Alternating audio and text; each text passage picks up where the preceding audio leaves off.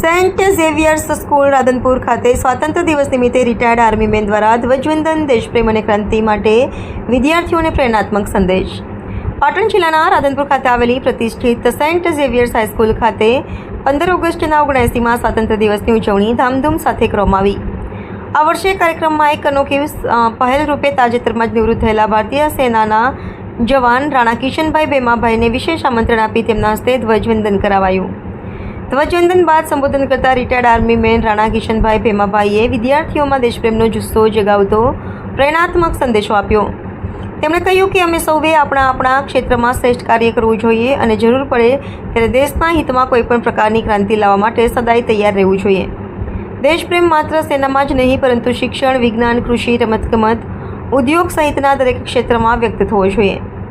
આ પ્રસંગે આદિવાસી ભીલ યુવા સંગઠન રાધનપુર શિક્ષણ સમિતિ દ્વારા retired army man Shri Kishanbhai Bhemajibhai રાણાનું સન્માન કરવામાં આવ્યું. શિક્ષણ સમિતિએ સ્કૂલના ફાધર્સ, તમામ અગ્રણીઓ તથા સ્ટાફના સભ્યોનો સહકાર બદલ આભાર માન્યો.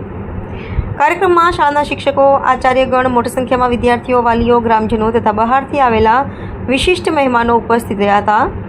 આ સમગ્ર કાર્યક્રમ દરમિયાન દેશભક્તિના ગીતો, સાંસ્કૃતિક કાર્યક્રમો તથા રાષ્ટ્રીય ઝંડાને સલામતી આપતા દ્રશ્યો હાજર રહેલા દરેકના મનમાં ગૌરવ અને ઉત્સાહનો સંચાર કરતા હતા.